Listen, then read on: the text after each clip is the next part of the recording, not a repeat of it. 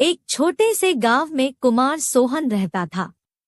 वो मिट्टी के बर्तन व खिलौने बनाया करता था और उसे शहर जाकर बेचा करता था। कभी कभी उसके 2-4 खिलौने बिकते तो कभी वो भी नहीं, जैसे तैसे उसका गुजारा चल रहा था। एक दिन उसकी बीबी शीला बोली, सुनो जी, क्यों न शहर जाकर कोई नौकरी ही कर लो। नौकरी करोगे तो महीने के अंत में कुछ धन तो आएगा।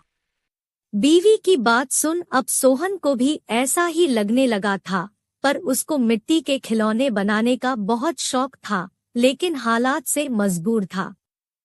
बात तो तुम सही कह रही हो, पर कैसे उस हुनर को छोड़ दूं, जिसका नमक हम लोग अब तक खाते आए हैं। मैं जानती हूँ आप बहुत मेहनत और लगन से खिलौने बनाते हो, पर बाजार में बिक्री ना होने से अब हमारा गुजारा नहीं होता। अब तो यह हालत हो गई है कि रसोई में अन्न का एक दाना भी नहीं बचा।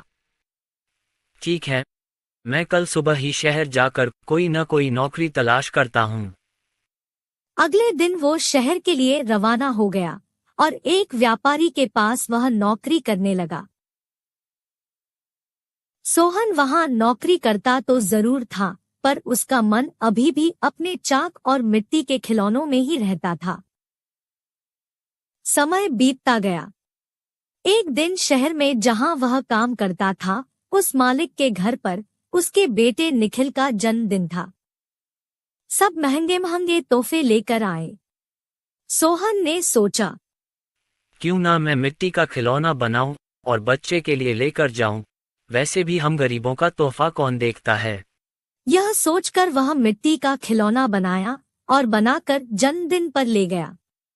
जब दावत खत्म हुई तो निखिल की नजर उस मिट्टी के खिलौने पर पड़ी। उसे वो हाथ में उठा लिया और खुश होकर और भी बच्चों को दिखाने लगा। खिलौना सभी बच्चों को बहुत पसंद आया और जिद करने लगे कि उनको भी वैसा ही खिलौना चाहिए।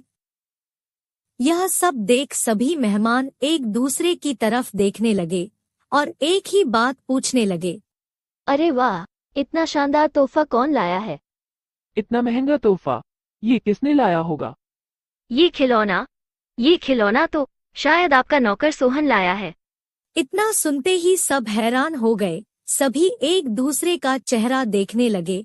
तभी मालिक बोला, सोहन सोहन तो बहुत गरीब है, इतना महंगा खिलौना कहाँ से ला सकता है? हाँ, मैंने देखा है, ये खिलौना सोहन ही लाया है। ठीक है, सोहन को बुलाओ, उससे पूछो कि ये खिलौना वह कहाँ से खरीदा है। वहाँ सोहन आता है और सब उसी के तरफ देखते हैं। वह माहौल देखकर हैरान हो जाता है।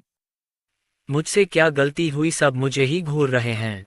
शायद मेरा खिलौना निखिल को पसंद नहीं आया होगा और बच्चों के सामने वो अपमानित होगा। कोई बात नहीं, मैं माफी मांग लूंगा। मालिक, क्या आपने मुझे बुलाया?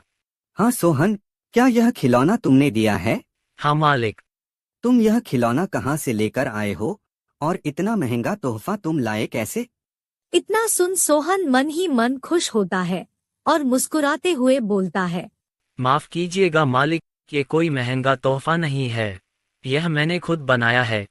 गांव में यही खिलौना बनाकर मैं अपने परिवार का गुजारा करता था, लेकिन इससे अब घर नहीं चलता, इसलिए आपके यहाँ नौकरी करने आया हूँ।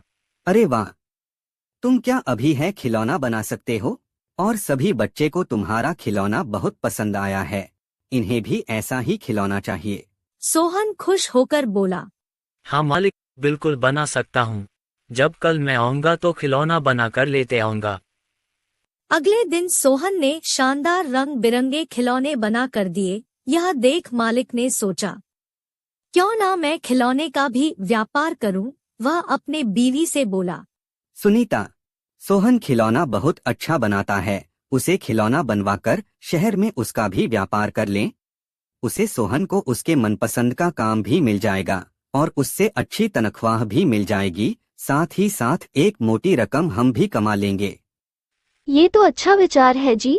यह सोच मालिक ने सोहन को खिलौना बनाने के काम पर लगा दिया और बदले में हर महीने अच्छी खासी तनख्वाह देने लगा और रहने को घर भी दिया। यह सब पाकर सोहन और उसका परिवार बहुत खुश हो गया और सोहन को उसके मनपसंद का काम भी मिल गया। दोनों हंसी खुशी रहने लगे।